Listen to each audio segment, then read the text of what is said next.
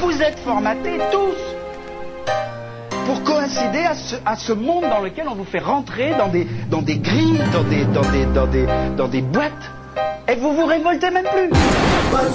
Je ne suis pas là pour vous dire ce qui vous permettra de mieux dormir la nuit. La pub nous fait courir après des voitures et des fringues. On fait des boulots qu'on déteste, se payer des merdes qui ne servent à rien.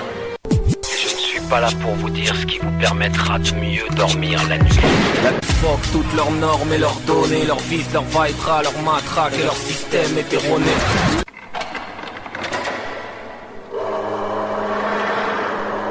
Le travail de l'esclavage de tes enfants.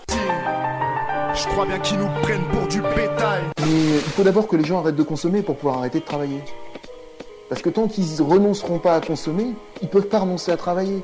Tu vois, parce qu'ils se disent, merde, j'ai besoin de ça, donc il faut que je travaille. Plus je grandis, plus je vois que tout va à travers. En fait, on vient sur cette terre pour qu'on nous la mette à l'envers.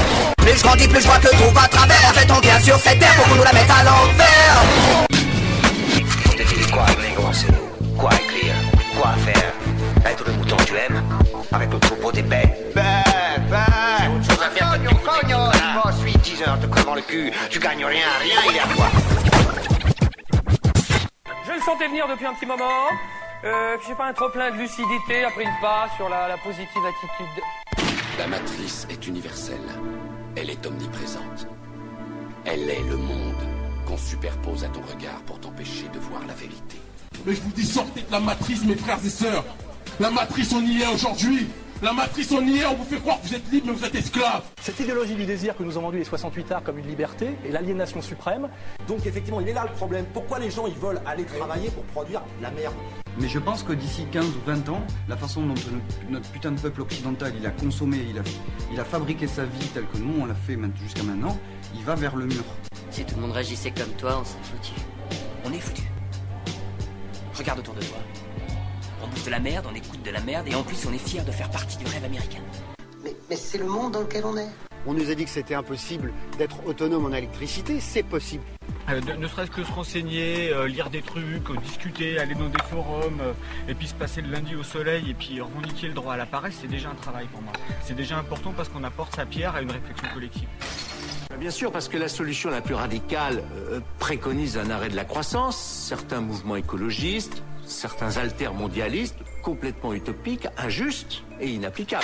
On peut changer les choses, c'est plus dur, c'est plus cynique peut-être, parce que même les médias sont sous le contrôle de ces grosses sociétés qui gèrent les guerres, mais il y a des individus qui prennent la parole, il y a encore un espoir. Pour moi, la révolution, c'est pas un bain de sang, ce serait une majorité de la population qui, en effet, arriverait enfin à se partager le pouvoir, à se partager les richesses. C'est d'avoir discrédité durablement pour des générations entières l'idée même qu'une autre société que le capitalisme était toujours possible. Une espèce de lobotomie cérébrale. Ce que je veux dire, c'est que grâce à TF1, vous êtes tous devenus complètement cons. C'est la démocratie. La télévision ne sert qu'à embobiner, qu'à nous envoyer des missiles dans notre subconscient. Et si on nous mentait depuis le départ? Mais pas le petit mensonge, hein. Gros, gigantesque, universel. Vous n'êtes pas encore au courant. Ah merde. A new world order. Le nouvel ordre mondial fait commerce de la guerre. Il crée des guerres pour pouvoir négocier la paix. Nouvel ordre mondial. Pour revenir à l'Afrique, pourquoi aujourd'hui on laisse crever les Africains? Parce que c'est pas des bons consommateurs. En Afrique, on a besoin des matières premières, de pouvoir faire des safaris, mais les Africains, on s'en fout, nous, les bourgeois occidentaux capitalistes, parce qu'ils consomment mal. On peut les piller, mais on a espéré qu'ils se mettent à consommer, et comme ils consomment pas, on les laisse. Écoutez-moi toute cette horde de primitifs, un cul.